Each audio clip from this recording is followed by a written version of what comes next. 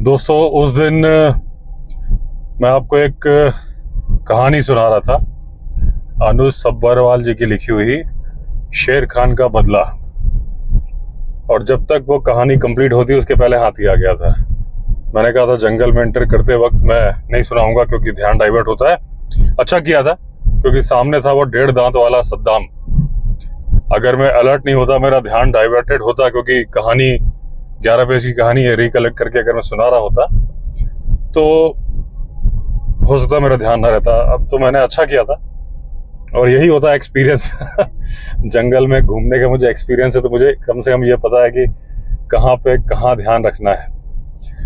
तो आज मैं ये ड्राइव करते हुए, इस एरिया में हाथी नहीं है जहाँ मैं ड्राइव कर रहा हूँ, तो आपको वो मैं स्टोरी सुना देता हूँ। तो दोस्तों इसमें होता क्या है कि अनुज जी जाते हैं Dhikala, Jim Corbett national park के अंदर है। उनका गाइड होता है बांके, जो रहने वाला था सुंदरखाल का। 70 साल पुराना गांव है, तो मैन ईटर बहुत सारे हुए हैं। तो जब ये सफारी कर रहे थे अनुज, तो एक टाइगर दिखा इनको। तो ये थोड़ा सा हिचकिचा रहे थे फोटो खींचने में। तो बांके ने कहा साहब आराम से खींचो, आप टाइगर आराम से आपको पोज देगा और कोई टेंशन की बात नहीं है। तो क्योंकि टाइगर बहुत ही शर्मीला जानवर होता है और ये अटैक नहीं करता, प्रेफर ये करता है कि आपकी नजरों से बच के चला जाए। अगर आपकी गाड़ी को आता हुआ देख लेगा तो दब के बैठ जाएगा कि आप उसे ना देख पाओ। तो फिर बाके ने ये बोला ये कोई मैन ईटर थोड़ी ना है कि आपको फोटो खींचने का मौका ना दे। तो अनुज ने कहा मतलब मैन ईटर होता तो क्या मौका नहीं देता? तो बाके ने कहा साहब जब टाइगर मैन ईटर बन जाता है तो उसकी पूरी सोचने की वर्किंग स्टाइल, मोडस ऑपरेंडी सब कुछ चेंज हो जाता है। उसके बाद फिर वो उस तरीके से काम करता है किस तरीके से इंसान सोचता है। तो इन्होंने, अनुज ने कहा कि कोई आप बाके जानते हो ऐसी स्टोरी मैन ईटर की? तो बाके ने कहा कि मैं आपको शेर खान की एक स्टोरी सुनाऊं, जिसने कि बदला लेने के लिए आदमी का पीछा किया और आदमी को मार डाला। तो अनुज ने कहा ऐसा कैसे हो सकता है कि वो ऐसे कैसे आदमी को, स्पेसिफिक आदमी को पहचान ले और कर ले?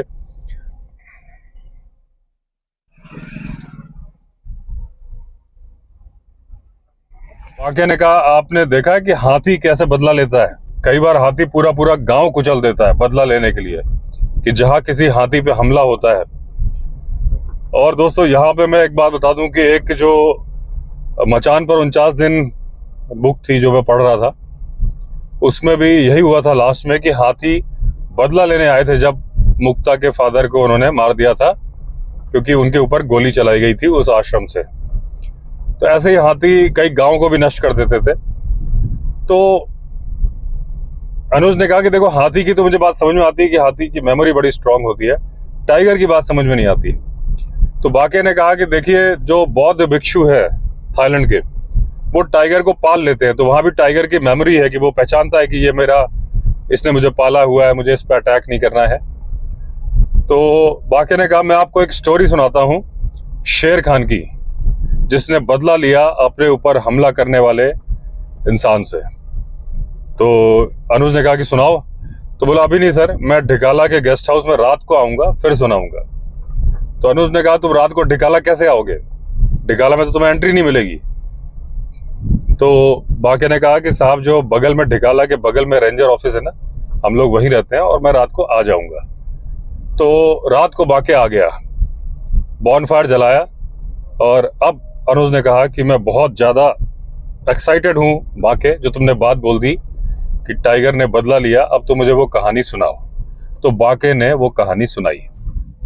तो उसने बताया कि एक खान साहब थे जो लखनऊ के नवाब घराने से ताल्लुक रखते थे, लेकिन जॉब कर रहे थे। और कालागढ़ जो एरिया है, ढिकाला के दूसरी तरफ वाले एरिया को कालागढ़ बोलते हैं, मीन्स वो कालागढ़ टाइगर रिजर्व हो जाता है। तो वहाँ कुछ काम चल रहा था, तो उसमें उनका काम था। तो वहाँ पे इनको रेस्ट हाउस में कमरा अलॉटेड था, लेकिन एक मिस्टर हडसन थे जिन्होंने कहा था कि तुम नवाब के पास रह जाओ, नवाब तुम्हारा ख्याल रखेगा। नवाब जंगल में ही रहता था और दूध वाला था। तो जब ये पहुंचे मिस्टर खान तो नवाब के पास लकड़ियां नहीं थी, वो बहुत डरा हुआ था, लकड़ी लेने नहीं जा पाया था। तो बोला खान साहब आपको मैं ठंडी रोटियां दूध के साथ दे पाऊंगा, दूध भी ठंडा है, मुझे माफ़ करिएगा लेकिन मैं लकड़ियां लेने नहीं जा पाया हूँ। तो खान साहब ने कहा कोई बात नहीं, मैं इसी से खा लूंगा और ये बड़ी अच्छी लग रही है क्योंकि दूध ताज़ा है। लेकिन इन्होंने कहा खान साहब ने क्या हुआ नवाब, तुम इतने उदास भी लग रहे हो और तुम क्यों नहीं जा पाए लकड़ियां लेने? आपको नहीं पता खान साहब कि टाइगर के बीच में रहना क्या होता है, क्या दहशत का माहौल होता है। तो खान साहब ने बोला मैं रहा हूं टाइगरों के बीच में, मेरे अब्बू ने शिकार किया है टाइगर का, मैं उनके साथ कई बार जाता था और जनरली टाइगर हमें देख के भाग जाता था, थोड़ा शर्मीला टाइप का होता था और वो हमारे जो बकरियां होती थी उनको मारने नहीं आते थे टाइगर। तो नवाब ने बोला कि वो एक नॉर्मल टाइगर था और यहाँ जिसके बारे में मैं बात कर रहा हूँ उसका नाम है शेर खान। वो आदमखोर टाइगर है, बहुत ही शातिर है और बदला लेने में माहिर है। अब तो उसके साथ उसकी प्रेमिका भी है यानी कि शेरनी, और दोनों मिलकर शिकार करते हैं, आदमी पर अटैक कर देते हैं। तो जब ये बात कर रहा था नवाब तो वो जो खान की बंदूक थी उसकी तरफ देख रहा था। तो खान ने बोला कि नवाब मैं कोई बहुत अच्छा शिकारी नहीं हूं, ये मुझे अपनी सुरक्षा करने के लिए दी गई है बंदूक, तो इसकी तरफ मत देखो। तो खान ने बोला कि मुझे यकीन नहीं हो रहा कि टाइगर इसके साथ मिलकर शिकार कर रहा है, क्योंकि जनरली ये जो टेंडेंसी है तो लायन की है, टाइगर तो अकेले शिकार करता है। तो नवाब ने बोला जनाब यहाँ पर टाइग्रेस ध्यान भटकाती है और टाइगर गर्दन दबोच के इंसान का 2 सेकंड के अंदर काम तमाम कर देता है। तो खान ने पूछा क्या ये टाइगर पुराना आदमखोर था?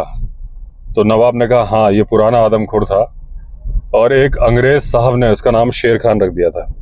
वो जंगली सुअर मारता था, फिर धीरे धीरे वो हमारी बकरियां मारने लगा। तो एक बार अंग्रेज साहब ने शिकार करने का फैसला किया, पेड़ की ओट से उन्होंने गोली मारी, बंदूक उनकी पुरानी थी, उससे टाइगर मरा नहीं, घायल हो गया और वो पहले से ही घायल था, उससे वो बड़ा खतरनाक हो गया और उसने आदमियों का शिकार करना शुरू कर दिया। क्या वो उस साहब की बंदूक से ही घायल हुआ था?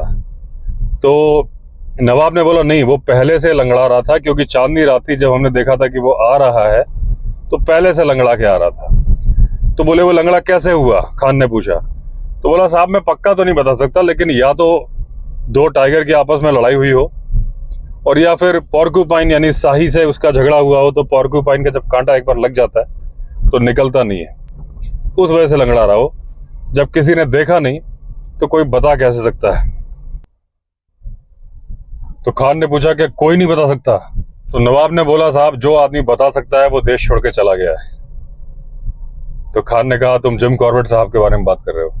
उसने कहा हाँ। वो बोला उन्होंने बहुत टाइगर मारे थे, वो अटैक से मरते मरते बचे थे, तब उन्होंने कहा था उनका आखिरी शिकार है, बहुत शिकार कर चुके, अब आप लोग करो। बाद में 1947 के बाद फिर वो अफ्रीका चले गए। खान ने पूछा नवाब से कि फिर ये टाइगर आदमी को क्यों मारता है?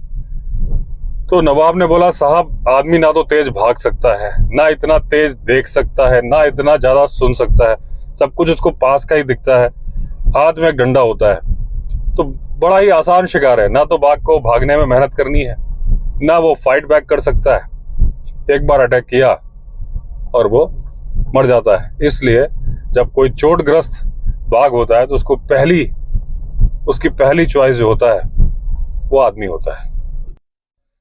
तो नवाब बोला साहब इसलिए मैं लकड़ी लेने नहीं जा पाया, क्योंकि हम कोई सामान खरीदने जा ही नहीं पा रहे हैं मार्केट, और गांव से कोई नहीं जा पा रहा है। तो खान ने पूछा कि तुमने जिला कलेक्टर या पटवारी को कंप्लेंट करी है? वो एक शिकारी भेज देंगे और वो मार देगा। तो नवाब ने बोला कि कलेक्टर साहब को बताया गया है, लेकिन कोई भी शिकारी इस शेर खान से मुकाबला करने के लिए तैयार नहीं है।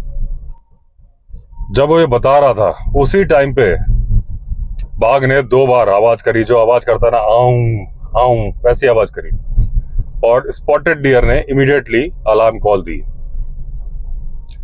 अब नवाब बोला कि खान साहब ये अपनी गर्लफ्रेंड को बुला रहा है, इशारा करके बता रहा है कि मैं इस साइड हूं, और ये बोलते बोलते उसने खान साहब की बंदूक की तरफ देखा। तो खान ने बोला, तुम मेरी बंदूक की तरफ मत देखो नवाब, ना तो मैं टाइगर का शिकार करने जा रहा हूं और ना ही मैं एक्सपर्ट शिकारी हूं। ये बंदूक मुझे दी गई है अपनी आत्मरक्षा करने के लिए, शिकार करने के लिए नहीं दी गई है। नवाब बोला, साहब इसने गांव के कुत्तों को ही मार दिया है, जितने आसपास के शिकारी थे, और यहां तक कि जो जंगल में डाकू रहते थे वो भी इस टाइगर ने मार दिए। हाथी भी यहां से ढिकाला की तरफ चले गए। तो नवाब बोला कि जनाब, ये अंग्रेज जो है जब सेना आती है तो उससे निपटने के लिए सेना भेजते हैं, ये तो एक टाइगर है और इससे उनको कोई नुकसान नहीं है, तो किसी को कोई चिंता नहीं इस बात के बारे में, और जो पिस रहा है तो वो गांव का आम आदमी। तो खान ने बोला, मुझे भी जब ये ड्यूटी सौंपी गई थी तो मुझे ये नहीं बताया था कि यहाँ पर कोई मैन ईटर वारदात कर रहा है। जिस तरह से ठाक मैन ईटर ने काम रोक दिया था, तो खान ने बोला कि हाँ, जैसे कि सावो में लायन ने भी काम रोक दिया था। तो नवाब बोला कि अगर ऐसा कोई काम यहाँ पे रुक जाए तब तो सरकार को चिंता होगी, नहीं तो चिंता नहीं होगी। और फिर जब अफ्रीका की बात आई तो नवाब बोला कि जिम कॉर्बेट साहब भी तो अफ्रीका ही चले गए हैं, जो अंग्रेजों का उपनिवेश है, और सुना है बड़ी सुंदर जगह है। अब खान ने बोला कि चलो लालटेन धीमी करो, अब सो जाते हैं। तो नवाब बोला, हाँ जी जनाब, हम तो सो जाएंगे, लेकिन जानवर नहीं सोएंगे, क्योंकि ये उनके शिकार का टाइम है। अब सुबह हुई तो सुबह तो नॉर्मल थी, और लेकिन यहाँ सुंदरखाल गांव की तरह से लोग काम पे नहीं जा रहे थे, खेतों पे।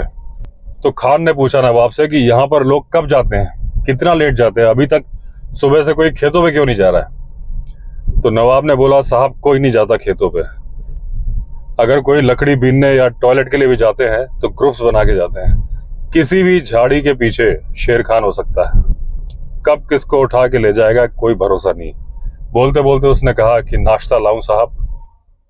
तो खान ने बोला, नहीं मेरे पास फल है, मैं वही खा लूंगा।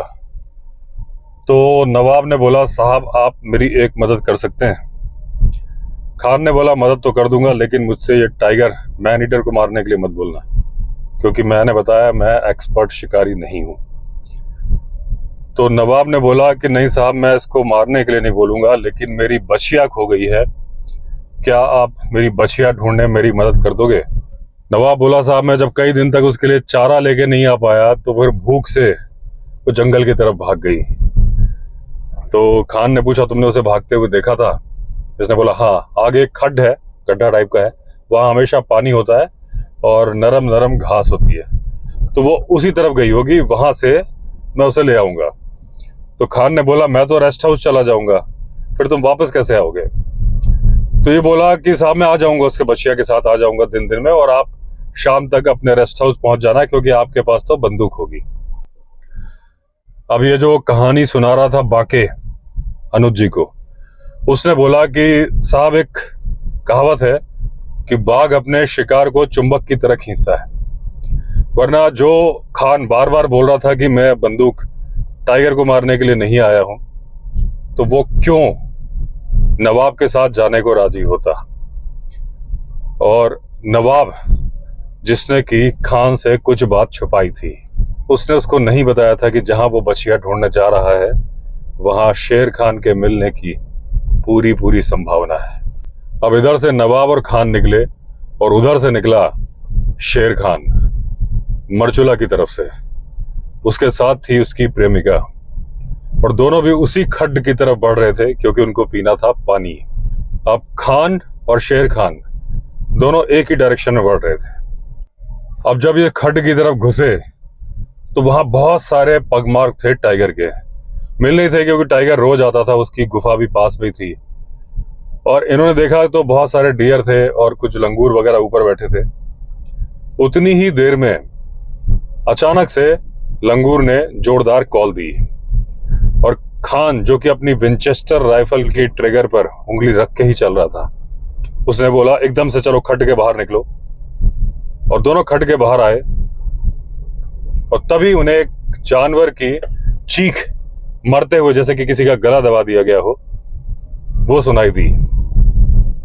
तो नवाब बोलता, साहब उसने मेरी बछिया को मार डाला, जिस बछिया को मैं ढूंढने आया था उसको उसने मार डाला। अब खान ने नवाब की तरफ इशारा किया कि चिल्लाओ मत, चुप रहो। अब वो पानी के अंदर ही थे और टाइगर भी पास में ही था, उसने शिकार किया था। अब ये पानी से बाहर निकलते तो पैर से छपाक छपाक की आवाज तो होनी ही थी। इन्होंने जल्दी से निकले और इन्होंने, खान ने नवाब को बोला जल्दी से पेड़ पे चढ़ जाओ। दोनों अलग अलग पेड़ पर चढ़ गए। खान जिस पेड़ पर चढ़ा वो थोड़ा ऊंचा पेड़ था और नवाब जिस पेड़ पर चढ़ा वो नीचा था। टाइगर और टाइग्रेस आपस में लड़ रहे थे जो उन्होंने शिकार किया था। नवाब ने इशारा किया कि वो नदी में पानी पीने आने वाला है, शेर खान। तो इधर अनुज ने पूछा कि बाके से कि ये पेड़ पे चढ़ गए, जबकि टाइगर तो 20-25 फीट चढ़ जाता है। एक बार जिम गवर्नमेंट में रिकॉर्ड है कि 30 फीट भी टाइगर चढ़ गया था। तो बाके ने बोला कि हाँ, वो तब चढ़ जाता है जब उसे मालूम होता है कि उसका शिकार पेड़ के ऊपर है। लेकिन ये जो जंगल हैं ये बहुत घने हैं, इसके अंदर तो अगर मचान भी बना दोगे तो मचान भी छुप जाएगा। तो जब टाइगर को मालूम ही नहीं है कि ऊपर कोई है, फिर वो नहीं चढ़ता। अब इधर पे अनुज ने कहा बाके मैं तुम्हें 2 मिनट रोकना चाहता हूँ। मुझे लग रहा है कि गाय ने अपने मालिक को बचा लिया, क्योंकि जो नवाब था उसकी वो गाय थी। जब शेर खान और उसकी प्रेमिका और इधर से नवाब और खान एक दूसरे के डायरेक्शन में बढ़ रहे थे तो गाय बीच में आ गई। बोला कि हाँ जनाब, कह सकते हैं कि गाय ने अपने मालिक को बचा लिया। अब इन्होंने देखा तो शेर खान और टाइग्रेस दोनों पानी में आ गए थे और टाइग्रेस सीधी सीधी थी और शेर खान को पानी में खेलना बहुत पसंद आ रहा था। वो यहां से वहां उछल रहा था। अब खान ने सोचा कि इसको गोली मार दी जाए, क्योंकि बिल्कुल पास में ही वो खेल रहे हैं, इजी शॉट था। और दूसरी बात, अगर वो सिर उठाता तो नवाब उसको दिख जाता और नवाब एक ही जंप में उसकी पकड़ में आ जाता। खान तो काफी ऊंचाई पर था, तो उसने सोचा कि मैं शेर खान को निशाना बनाता हूं। लेकिन वो जब जब निशाना बनाया तो शेर खान इतनी उछल कूद कर रहा था कि उस पर फोकस ही नहीं कर पा रहा था। और खान ने पहले ही क्लियर कर दिया था कि भाई मैं अच्छा शिकारी नहीं हूं। तो उसने सोचा कि मैं टाइग्रेस को निशाना बनाता हूं, क्योंकि वो चुपचाप एक जगह बैठ के पानी पी रही थी, उसके सिर पे निशाना लगाया जा सकता था। लेकिन खान के मन में थॉट आ रहा था कि जैसे ही मैं इसको गोली मारूंगा, अगर टाइगर मेरी तरफ आया तो मेरे पास राइफल है, मैं दूसरा शॉट मार दूंगा। लेकिन अगर वो नवाब की तरफ गया तो मैं नवाब को नहीं बचा पाऊंगा। 2-3 शॉट ही इसमें थे और इतना टाइम नहीं था कि दूसरा शॉट वो लोड कर पाते। उन्होंने निशाना लिया टाइग्रेस के सिर का, खान ने, और गोली दाग दी। जैसे ही गोली लगी, एक तरफ सिर टिका के टाइग्रेस मर गई। और अब शेर खान ने निगाह उठाई, क्योंकि उसने बंदूक की आवाज सुन ली थी और ठीक उसी तरफ देखा और उसकी निगाहें मिली खान से। उसकी आंखों में गुस्सा था। अब खान ने सोचा लगता है मेरी तरफ आने वाला है, लेकिन शेर खान बहुत चालाक था। उसे पता था कि जो पेड़ पर आदमी है वो सामान्य आदमी नहीं है, उसके पास कुछ ना कुछ है। और वो बंदूक को तो नहीं पहचानता, लेकिन वो इतना पहचानता है कि आदमी के हाथ में जो कुछ है, कुछ खतरनाक है, तभी वो इतनी हिम्मत कर रहा है कि मेरे सामने आएगा। शेर खान ने जंप मारी और जंगल के अंदर गायब हो गया।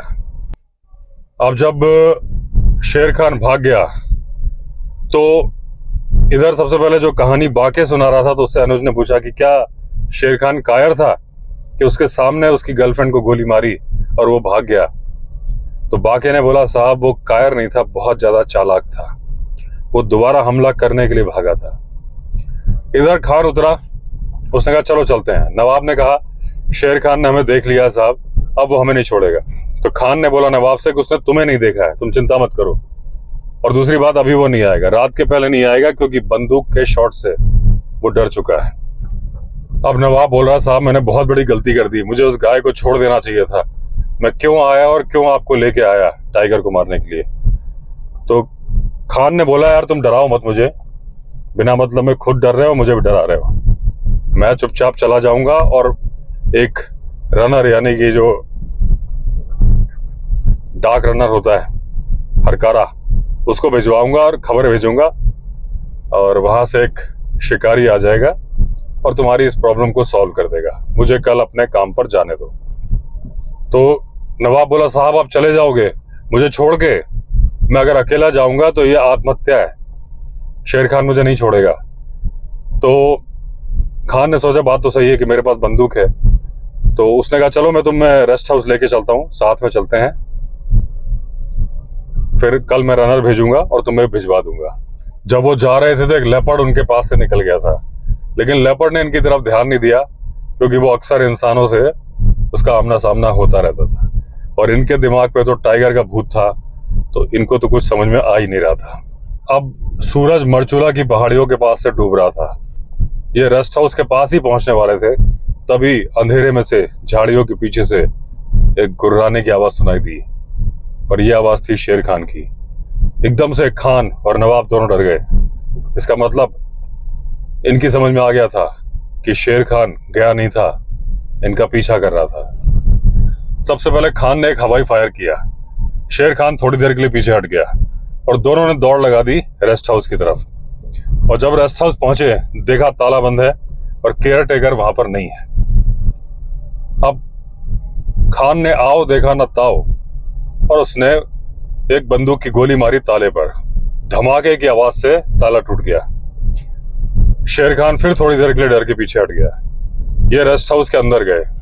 अब जब ये रेस्ट हाउस के अंदर गए देखा तो सामान पूरा था, एक एक्स्ट्रा गद्दा भी जमीन पर था। इनको लगा कि केयर टेकर इसमें सोता होगा, क्योंकि बाकी सब जगह भी जो केयर टेकर होते हैं सोते ही हैं, तो ये केयर टेकर कोई अलग नहीं था। और जब दरवाजा बंद कर लिया तो नवाब बोला साहब वो दरवाजा तोड़ देगा, दुनिया का कोई दरवाजा नहीं जो शेर खान को रोक सके। तो खान ने डांटा नवाब को कि चुप रहो, खुद भी डर रहे हो, मुझे भी डरा रहे हो। तो इधर बीच में अनुज ने इंटरप्ट किया बाके से कि वो शेर खान के पीछे क्यों था, वो नवाब के पीछे क्यों नहीं था। तो बाके ने जवाब दिया क्योंकि उसने बंदूक के साथ देखा था खान को और नवाब को उसने हमेशा हल के साथ, डंडे के साथ देखा था। वो समझ गया था कि इस वक्त जिसने मुझ पे गोली चलाई है इन दोनों में से ये है जिसके पास बंदूक है। अब इन्होंने पूरे दरवाजों को बंद कर दिया। सब कुछ तो रेस्ट हाउस के अंदर था, लेकिन जो बाथरूम था वो बाहर था, बरामदे में था। अब खान ने बोला कि नवाब तुम किचन में सो जाओ। नवाब ने मना कर दिया, नहीं साहब मैं आपके पास ही सोऊंगा, मैं किचन में नहीं सोऊंगा। अब उन्होंने जितनी अलमारियां जितनी थी सब दरवाजों में लगा के बिल्कुल पूरा टाइट कर दिया। इधर खान ने सोचा कि बंदूक निकाल के मैं खिड़की से झांक के देखता हूं कि वो शेर खान कहाँ है। नवाब चिल्लाया कि साहब मत खोलो खिड़की, वो यहीं कहीं होगा खिड़की के नीचे और आपको बाहर खींच लेगा। तभी दरवाजे पर शेर खान ने दस्तक दी, जैसे कहना चाह रहा हो कि खोल दो दरवाजा नहीं तो तोड़ दूंगा। खान ने चिल्लाया कौन है बाहर। शेर खान क्या ये बोलता कि दरवाजा खोलो, मुझे आना है अंदर क्योंकि तुम लोग मेरा भोजन हो। उसने जोर से पंजा मारा। खान डर गया। फिर तो लगता है थोड़ी दूर से आके उसने पंजा मारा। अब खान बहुत डर गया। उसने खिड़की खोली। नवाब बोला साहब खिड़की मत खोलो, अंदर आ जाएगा। खिड़की खोल के उसने एक जोरदार फायर किया। फायर करने से शेर खान भाग गया। अब सुबह हो गई और सुबह नॉर्मल सुबह की तरह से लग रही थी। खिड़की खोल के देखा तो बाहर कोई अता पता नहीं था शेर खान का। अब खान ने बोला कि नवाब चाय बनाओ। तो नवाब बोला मैं किचन के अंदर नहीं जाऊंगा, हो सकता है किचन में ही शेर खान बैठा हो। तो खान ने बोला पागल मत बनो नवाब, कल मैंने हवाई फायर किया था, शेर खान भाग गया है, चेक करो। देखा कि किचन में गया तो दूध तो था ही नहीं, पानी भी नहीं था। नवाब ने बोला कि किचन में पानी भी नहीं है। तो खान ने बोला बाहर कुआं है, उससे पानी भर के ले आओ। नवाब बोला मैं बाहर नहीं जाऊंगा। तो खान बोला तुम डरपोक हो, मैं खुद जाता हूं। खान बंदूक लेके बाहर निकला। सब कुछ सामान्य लग रहा था, कहीं कोई टाइगर के नामो निशान नहीं था। कुएं पे पहुंचा, कोई आवाज नहीं आ रही थी। रस्सी खींच के उसने पानी में डाली, मटका पानी में डाला, खींच के ऊपर निकाला, तब तक भी कोई नामो निशान नहीं था टाइगर का। जैसे ही मटका खींच के निकाला, खोला और पानी लाने को अंदर हुआ खान, देखा सामने खड़ा है शेर खान। और क्योंकि शेर को देख के मति भ्रष्ट हो जाती है, बंदूक के ट्रिगर पर खान की उंगलियां थीं, लेकिन उसके बावजूद खान को शेर खान ने मार दिया। अनुज ने बाके से पूछा ऐसा कैसे हो सकता है, जब ट्रिगर पर उंगली थी तो गोली क्यों नहीं चलाई। तो बाके ने बोला कि शेर खान को देखकर खान की बुद्धि भ्रमित हो गई थी। उसने बंदूक चलाने की जगह पानी का मटका फेंक कर मारने की कोशिश की शेर खान को। शेर खान ने एक पंजा मारा और खान नीचे गिर गया और उसके बाद शेर खान ने उसकी गर्दन घुमा दी। खान का खेल खत्म हो गया। तो अनुज ने पूछा कि केयर टेकर कहाँ था बंगले का? बोला केयर टेकर की भी हड्डियां उस कुएं से ही मिली, मतलब केयर टेकर को भी कुएं में ही मार दिया था। अब अनुज ने पूछा कि क्या शेर खान ने नवाब को भी मार दिया? तो बांके ने बोला, अनुज जी, नवाब मेरे ही परदादा थे, यानी कि मैं उनका पोता हूं। अगर उनको मार दिया होता तो मैं कैसे इस धरती पर आता? तो उसने, शेर खान ने बदला लिया था सिर्फ उस आदमी से जिससे उसे बदला लेना था। तो फिर अनुज ने पूछा कि खान का क्या हुआ, क्या उसकी बॉडी मिली? तो बांके ने बताया कि खान का शरीर उसके कैनवास बैग में ही वापस लाया गया था, क्योंकि उसमें थी सिर्फ कुछ हड्डियां। बाकी शेर खान ने खान को पूरा खा लिया था। तो दोस्तों, यह थी कहानी शेर खान का बदला, जिसको लिखा है अनुज सब्बरवाल जी ने। तो चलिए दोस्तों, अगर आपने चैनल को सब्सक्राइब नहीं किया है तो चैनल को सब्सक्राइब कर दीजिए। फिर मिलते हैं अगले वीडियो में। तब तक के लिए all the best. Vande Mataram.